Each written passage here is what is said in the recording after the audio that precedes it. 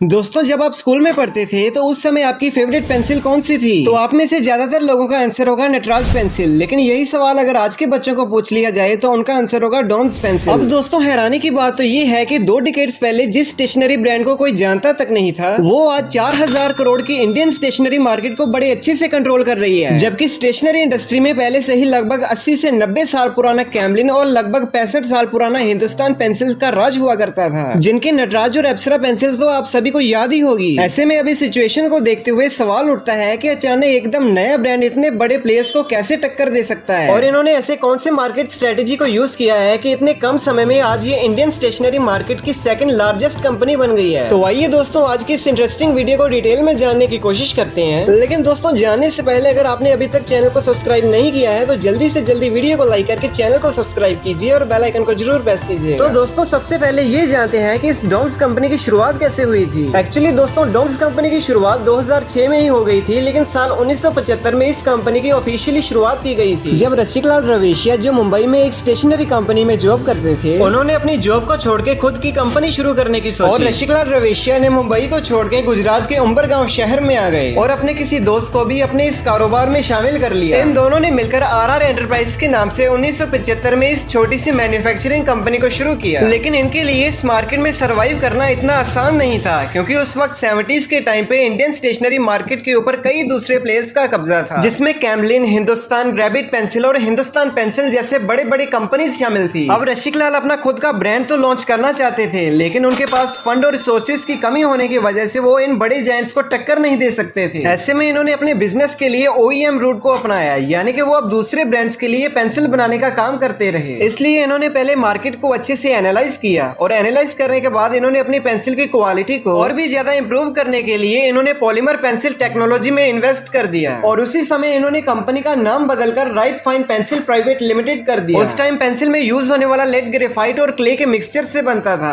और रसिकलाल ने इस क्ले को पॉलीमर से रिप्लेस कर दिया। दोस्तों पॉलीमर बेसिकली एक तरह का प्लास्टिक ही होता है, जिसको ग्रेफाइट के साथ मिक्स करने से जो लेड तैयार होता है वो ज्यादा ग्लाइडिंग और स्मूथ होता है, और साथ ही इसके शार्प लेड दूसरे पेंसिल्स के मुकाबले में कम टूटते हैं। इस कंपनी का पॉलीमर पेंसिल बनाने का ये डिसीजन उनके टाइम से बहुत ही आगे था, जिसका रिजल्ट ये निकला कि आज ये पॉलीमर पेंसिल बनाने वाली दुनिया की सबसे बड़ी कंपनी बन चुकी है। और दोस्तों इस सेक्टर में सक्सेस होने के बाद रसिकलाल ने 2001 में अपने खुद के ब्रांड पर काम करना शुरू कर दिया, लेकिन बाद में साल 2002 में उनकी रोड एक्सीडेंट की वजह से मौत हो गई। रसिकलाल की मौत के बाद अब उनकी सारी जिम्मेदारी उनके बेटे संतोष रवेशिया के ऊपर आ गई और इन्होंने अपने पिता के सपने को पूरा करने के लिए इस कंपनी के लिए काम करना शुरू कर दिया और इन्होंने भी मार्केट को एनालाइज करना शुरू कर दिया। और बाद में साल 2006 में इन्होंने डॉम्स नाम के ब्रांड को लॉन्च कर दिया। और शुरुआत में इस कंपनी ने कर्नाटका के अंदर सिर्फ 3 प्रोडक्ट ही लॉन्च किए थे, जिसमें शार्पनर, पेंसिल और इरेजर शामिल थे। और कुछ ही समय में डॉम्स कर्नाटका के अंदर अपनी अच्छी खासी पहचान बनाने में कामयाब हो गया और बाद में कंपनी ने मिली सफलता को देखते हुए अपने इस बिजनेस को और भी स्टेट्स में एक्सपेंड करना शुरू कर दिया, जिसका आज डॉम्स की सेल में बहुत ही बड़ा कंट्रीब्यूशन है। इसके अलावा अगर हम रेवेन्यू की बात करें तो साल 2022 में हिंदुस्तान पेंसिल और कैमलिन कंपनी ने 500 करोड़ का रेवेन्यू जनरेट किया था। और दोस्तों वही सेम ईयर डॉम्स कंपनी ने 700 करोड़ तक का रेवेन्यू जनरेट किया था। अब सवाल है कि डॉम्स इतना ज्यादा रेवेन्यू जनरेट कर कैसे पा रहा है और इस ब्रांड में ऐसा क्या है जो इसने इतनी तेजी से दूसरे बड़े बड़े ब्रांड्स को पीछे कर दिया। दोस्तों इसका सिंपल सा आंसर है कि ये कंपनी मार्केटिंग और ब्रांडिंग की जगह प्रोडक्ट की क्वालिटी पर फोकस करती है, जिसकी वजह से जब स्टूडेंट्स डॉम्स की पॉलीमर पेंसिल को यूज करते हैं तो उसके डार्क पिगमेंट और ग्लाइडिंग एक्सपीरियंस स्टूडेंट्स को बहुत ही ज्यादा पसंद आती है। इसके अलावा एक और इनोवेशन है जिसने डॉम्स के प्रोडक्ट को इतना पॉपुलर कर दिया और वो है पेंसिल को ट्रायंगुलर शेप देना, क्योंकि स्टूडेंट्स को लगभग 4 से 5 घंटे तक लिखना पड़ता है, जिसमें पेंसिल को ट्रायंगल शेप देने से ग्रिप और भी ज्यादा स्ट्रॉन्ग बन जाती है। और दोस्तों सबसे मेन बात कि डॉम्स कंपनी का मेन फोकस स्टूडेंट्स के ऊपर होता है और साथ में ही डॉम्स अपने प्रोडक्ट्स को मैन्युफैक्चर करते समय अपनी मैन्युफैक्चरिंग फोकस पेंसिल पर रखता है और जानबूझकर कलरफुल पेंसिल्स को तैयार करता है, जिसकी वजह से बच्चे कलरफुल पेंसिल्स पर ज्यादा अट्रैक्ट होते हैं। और आज डॉम्स अपनी ग्लोबल प्रेजेंस बनाने में भी कामयाब हो गया है और डॉम्स कंपनी आज 150 से भी ज्यादा देशों में अपने पेंसिल्स को बेच रहे हैं। और इस तरह हम देख सकते हैं कि कैसे डॉम्स कंपनी ने अपने बहुत से पुराने कॉम्पिटिटर्स को पीछे करके अपना एक स्ट्रॉन्ग प्रेजेंस डेवलप कर लिया। दोस्तों डॉम्स का एक नॉर्मल सा प्रिंसिपल है कि अगर हम एक अच्छा प्रोडक्ट मार्केट में लॉन्च करते हैं तो कस्टमर कैसे भी करके उसे पसंद तो करेंगे ही, और साथ ही वो उस प्रोडक्ट के बारे में अपने दोस्तों के साथ भी बात करेंगे। दोस्तों इन स्ट्रेटेजीज की हेल्प से ये कॉस्ट को तो ऑप्टिमाइज करते ही हैं, लेकिन साथ में ही इन स्ट्रेटेजीज की हेल्प से ये प्रोडक्ट की क्वालिटी को मेंटेन रख पाते हैं और यही चीज इन्हें दूसरे ब्रांड से यूनिक बनाती है। दोस्तों जब भी लोग मार्केट में कोई भी प्रोडक्ट को परचेज करने जाते हैं तो वो सबसे पहले उस प्रोडक्ट के ब्रांड को चेक करते हैं और इसके लिए वो किसी भी प्राइस को चुकाने के लिए हमेशा तैयार रहते हैं और इसी चीज का डॉम्स ने खूब फायदा उठाया और इनकी सबसे मेन स्ट्रेटेजी यही थी कि वो अपना मेन फोकस मार्केटिंग की जगह एक बेस्ट प्रोडक्ट बनाने पर रखें। और दोस्तों, जब डॉम्स अपने प्रोडक्ट को इस तरह से किसी अलग तरीके से प्रमोट करवाती है तो उसका रिजल्ट ये निकलता है कि इनके प्रोडक्ट्स अपने आप ही बच्चों में फेमस होने लगते हैं। बाकी दोस्तों, क्या आपने भी कभी डॉम्स पेंसिल या डॉम्स के प्रोडक्ट्स को यूज किया है? हमें कमेंट करके जरूर बताएं। और साथ ही दोस्तों, आज की वीडियो को लाइक करके चैनल को सब्सक्राइब कीजिए और बेल आइकन को जरूर प्रेस कीजिएगा। अब दोस्तों, ये सभी बातें तो आपने जान ली, लेकिन क्या आप जानते हैं कि आखिर हिंदुस्तान एम्बेसडर कार भारत में इतनी ज्यादा फेमस कैसे हुई? तो आई बटन पर दिए गए वीडियो पर क्लिक करके वीडियो को पूरा देखें।